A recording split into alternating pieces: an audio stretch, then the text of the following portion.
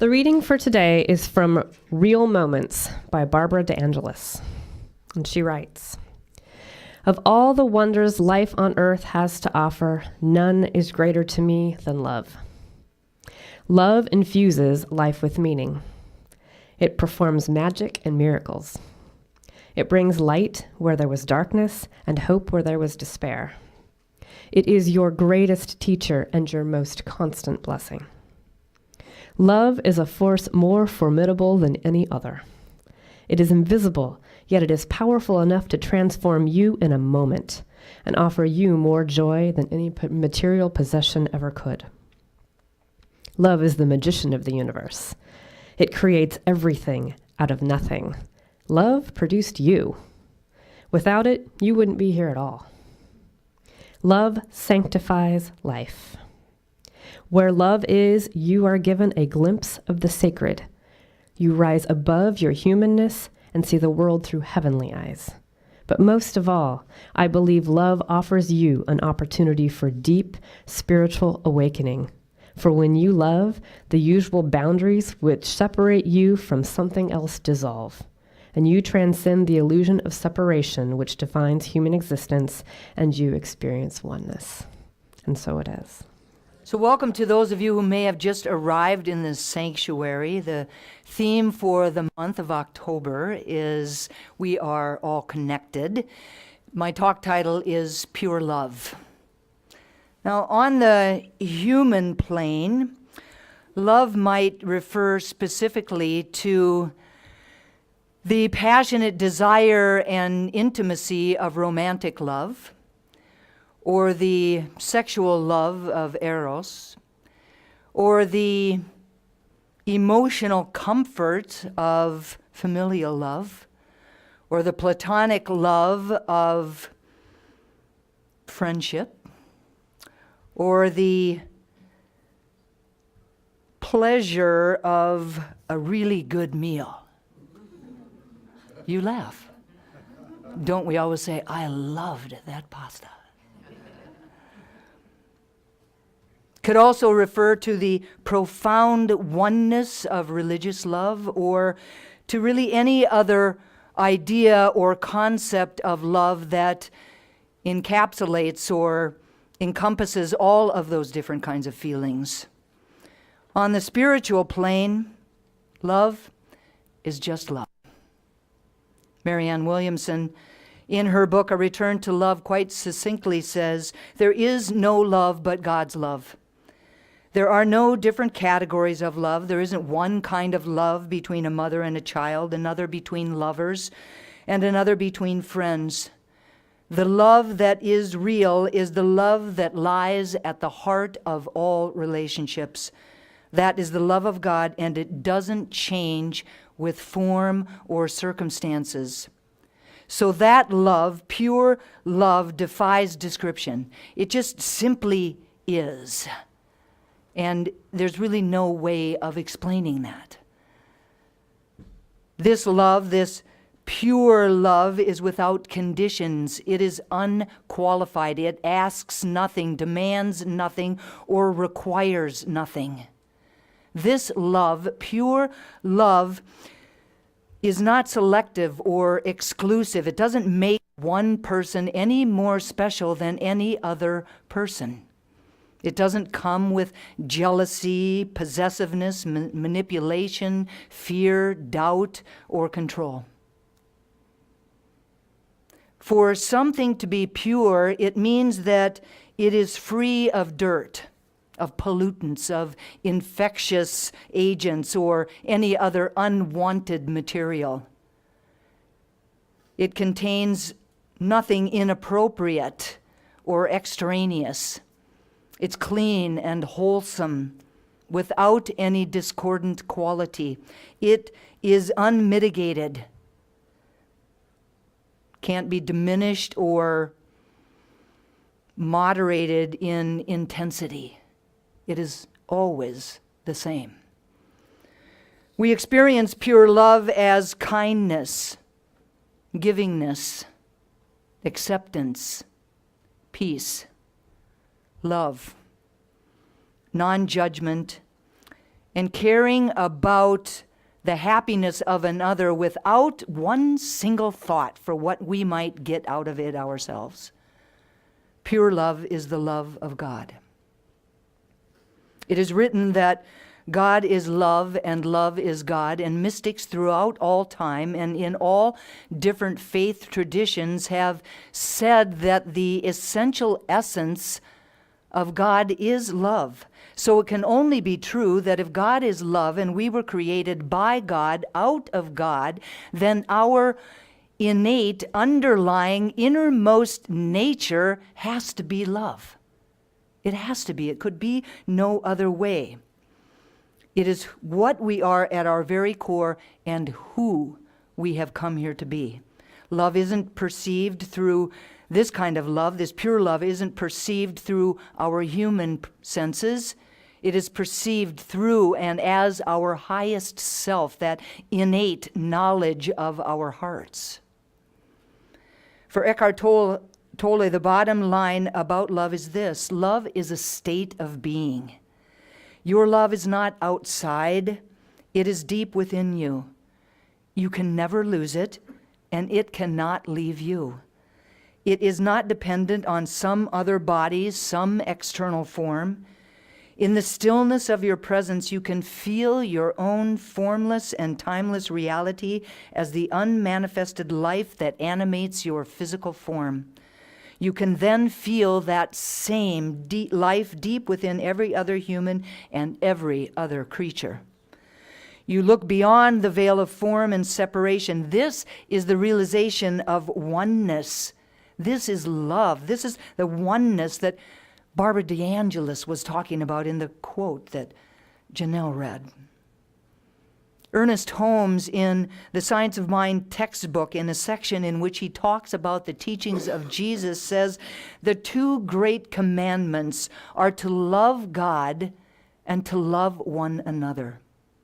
Now, as spiritual beings, having a human incarnation, this idea of loving God with all thy heart and loving thy neighbor is not always easy to put into practice.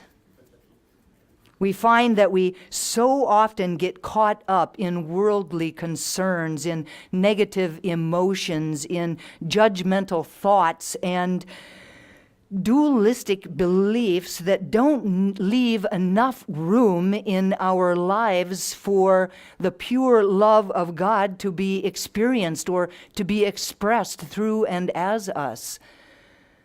We often have interactions with others that have absolutely nothing to do with love, with seeing the face of God in everyone that we meet. We meet them not from our inner divine self, from that spark of the divine within, which is the very essence of love itself, but we meet them through love, through fear or lack or limitation or judgment or doubt or worry. However, the real self, that inner core, that spark of the divine within, is always, always inclined towards love. In order to really be the presence of love, we have to be able to look at others and ourselves with the ability to separate the person from their behavior, with the ability to distinguish between the person and their mental conditioning or the programming that they acquired as they were growing up. This unconditional love, God's love, does not tie us down. It does not tie our hands. It is not about indifference. It is not about simply going along with what somebody says or does, but it is about knowing that we can still strongly dislike, reject, or even actively oppose what somebody is saying or doing and still know who they are at their very core and still love them unconditionally. The truth is that this has got really nothing to do with them at all, but it has everything to do with our ability to keep our hearts open to the presence of love. Whenever we become unavailable to that presence, when we become unavailable to love, when we will block the flow. And when we love, then we are wide open. And when we are wide open, that love flows in and out of us all of the time with ease. Who we are in the world is what we will receive. What we sow, so shall we reap. So if we want to see and experience more unconditional love in the world, we have to love unconditionally. It's that simple. I know it's not simple, but it's that simple. That's just the way that it works. We can choose to be this kind of love with our lovers, our friends, our families, with our co-workers, with all of the people in the news, and even with that person that's driving next to us on the freeway or the one that's behind us in the grocery store line. We can choose to be that kind of love with all of them. The invitation is to love at all times, in all situations as God loves. This is pure love. Marianne Williamson says, love is what we were born with. Fear is what we have learned here. The spiritual journey is the relinquishment or the unlearning of fear and the acceptance of love back into our hearts. Love is the essential existential fact. It is our ultimate reality and our purpose on earth. To be consciously aware of it, to experience love in ourselves and others, is the meaning of life. You always want to know the meaning of life? Marianne Williamson just told us. Now, Gandhi speaks about love as a river that is constantly springing forward from its source. A source is a point in which something springs into being. A source creates, it causes, it initiates something. Now, the source of love is God. And since God is infinite, then love is infinite.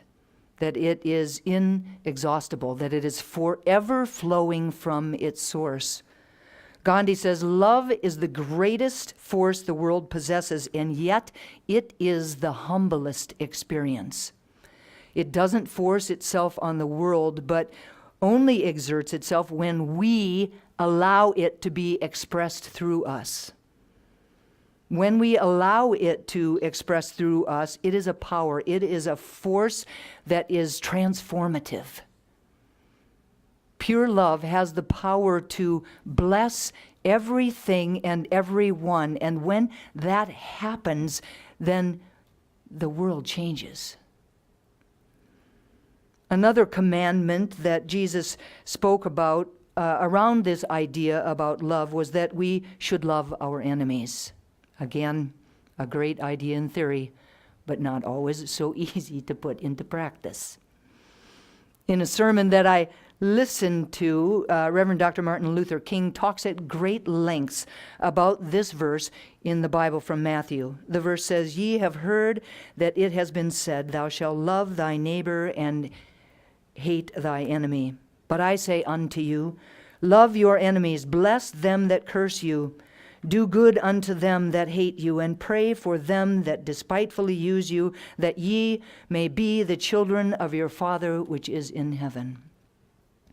Reverend King spoke often about this verse because it was a part of his basic philosophical and theological orientation. He believed that while many people thought that it was an extremely difficult commandment, one that felt like it could be really impossible to put into practice, that it was an absolute necessity for the survival of civilization, that it is only, in fact, love that will save the world. within the sermon, he speaks about this question. How do we go about loving our enemies, and why should we? Now, the first thing that he said, that in order to love our enemies, we must begin by looking at and by analyzing ourselves. Judgment is such a temptation for all of us. You laugh.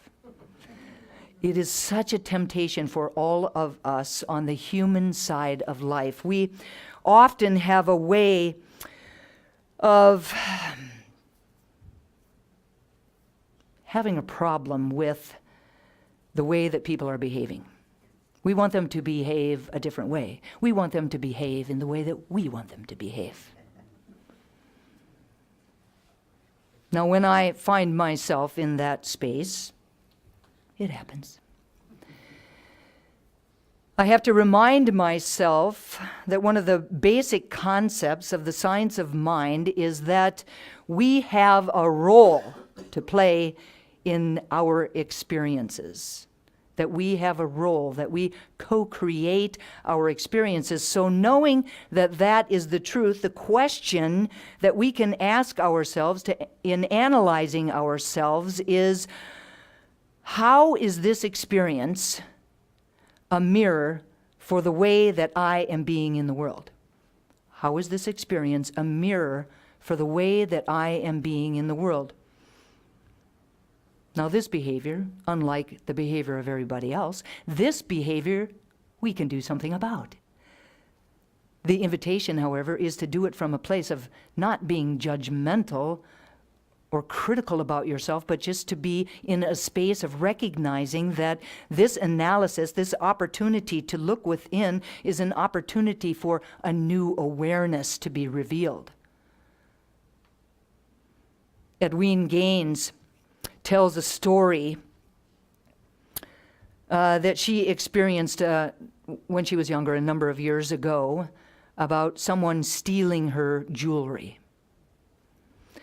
And she was speaking with her spiritual teacher. Well, she would say, I was more like actually ranting and raving about the anger that she was experiencing.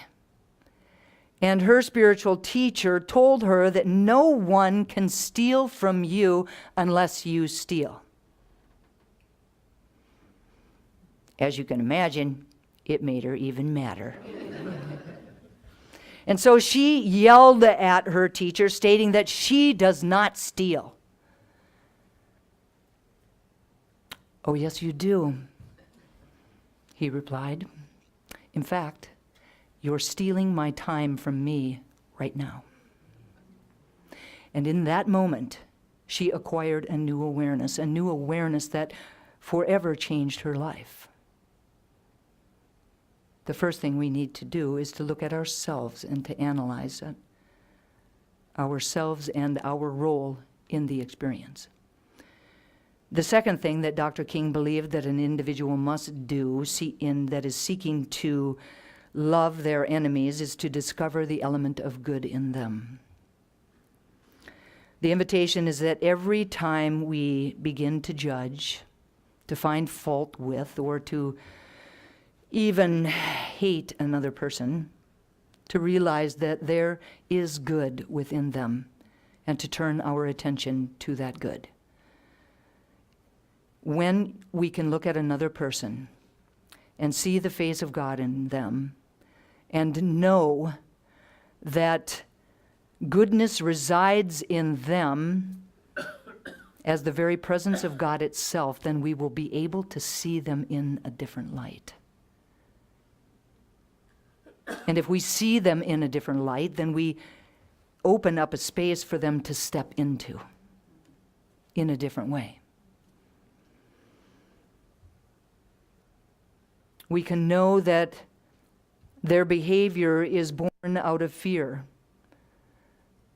ignorance, pride, prejudice, and a deep-seated belief in separation. We can know that if they knew better, they would do better. Relationships and situations can be the perfect opportunity for spiritual practice and for spiritual growth. Any moment that feels like a crisis can also represent an opportunity to let go of our judgment, to let go of our righteousness, to not deny what is happening, and to choose love over fear.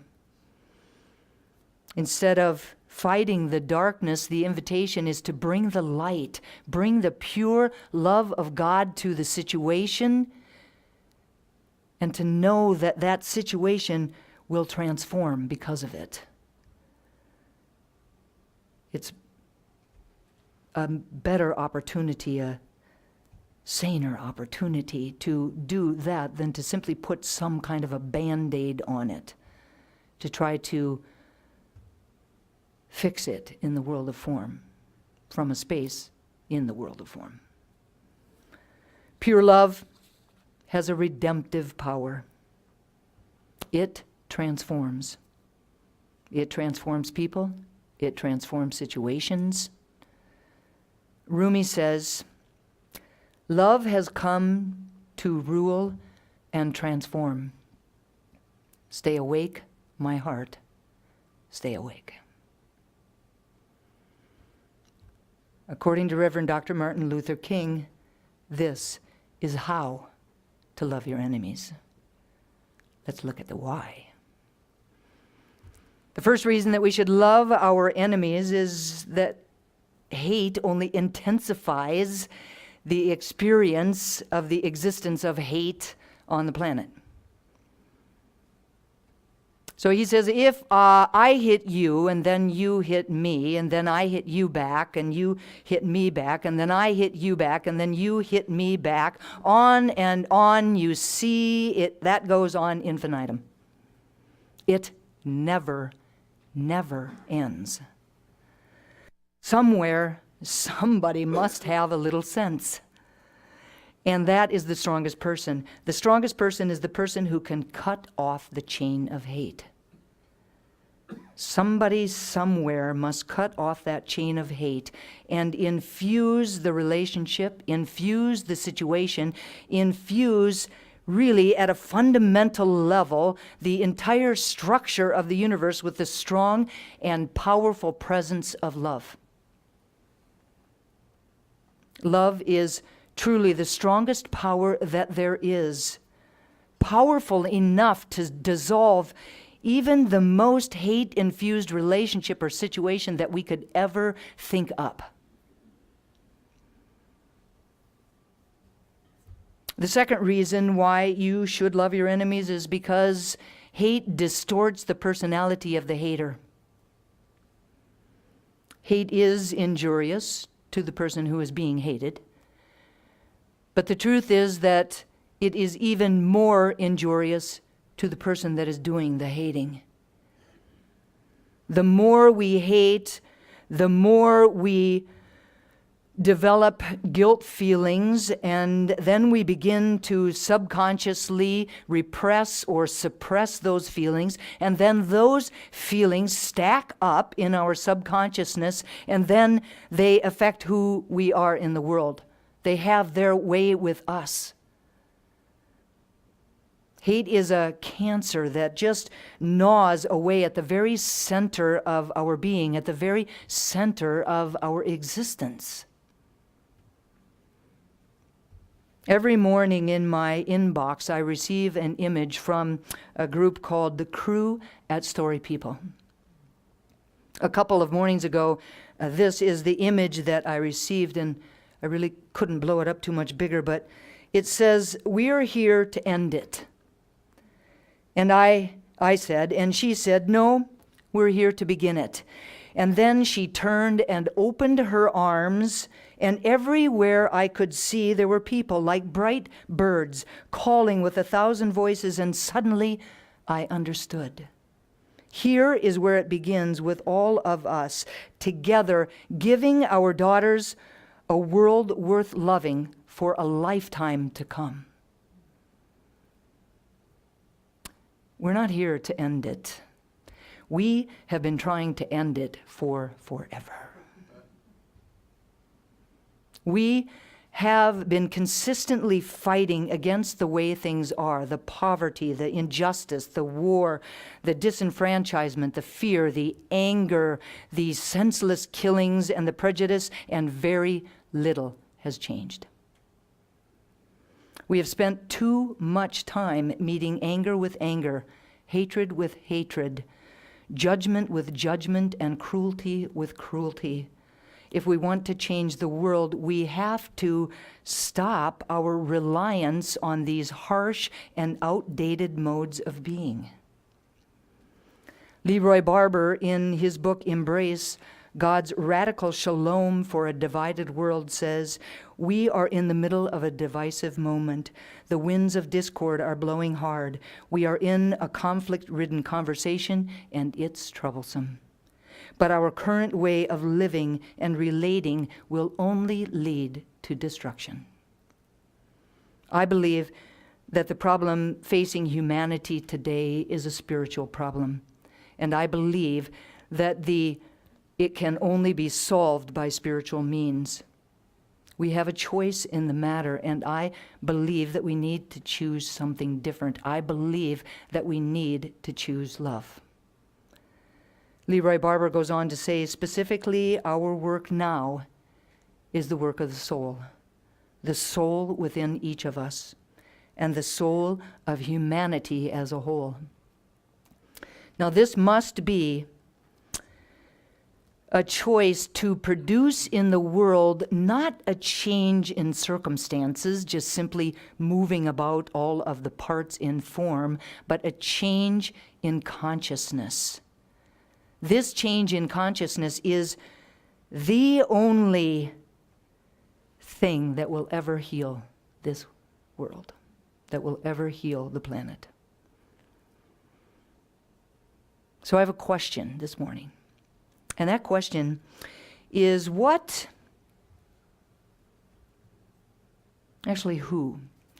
Who would you choose to be? Who would you choose to be in the world if you knew? If you knew beyond a shadow of a doubt that you were, individually, each of you, that you were the 100th monkey, that you were the one to tip the consciousness of the entire planet toward good, who would you choose to be? The essential energy is love, and life calls us to express it in its purest form, in us, through us, and as us, in each and every single moment. And when we do this individually and collectively, the world that we will create will be a very different world from the world that we are experiencing right now. It will be a world based on pure love, and I am telling you, it will work for everyone. There is a power for good in the world. That power for good in the world is pure love, and we can choose it. We get to choose it.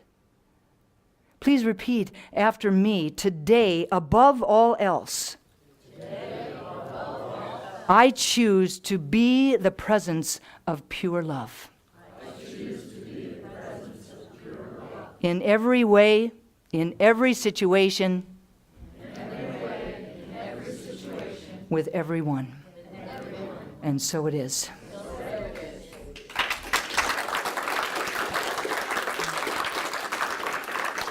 So I invite us to turn within, to allow ourselves to tap into that pure love that lies at the center of our being, to turn away from the world of form, to turn away from our human perceptions and turn towards the intuitive knowledge of our heart.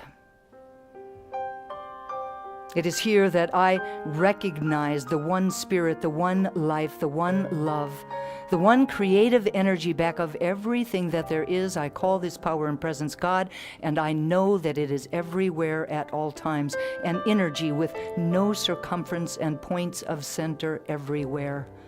I am one of those points. Created by God in God's image and likeness, I am its ambassador. Right where I am, God is in its fullness and wholeness. That essential essence of God that is love is within me. And while I know that this to be my truth, I know that it has to be absolutely true for everyone. So I know that everyone sitting here today is a divine emanation of God, that right where everyone is, that pure love exists. And it is from that place of unity and wholeness that I speak these words about and for each of us today, claiming, affirming, knowing beyond a shadow of a doubt that there is ease and grace for each of us as we bring forward powerfully into the world that pure love that is who we are, that is who we came here to be. I claim that anything unlike that pure love, fear, anger, doubt, worry, judgment, fall to the wayside, for there is nothing more powerful on earth than the power of love itself. I know that as each of us encounter others on our path, that we see the face of God in them, and that we know that goodness resides within them. That love is who they are. It is God meeting God. And from that space, oh, think of the things that we could do. I'm so grateful to know this truth and to speak these words. So grateful for the power of prayer, knowing that these words are loosed into a law that only ever says yes. That my words are clothed in form, that each of us today shines a little brighter by that pure love that lies within us and our willingness to let it happen. I release these words into that law, allowing God to be God, and I invite each of us to anchor this prayer for ourselves and for each other and for the entire world simply by saying, "And so it is." Amen. Amen. Thank you, everyone.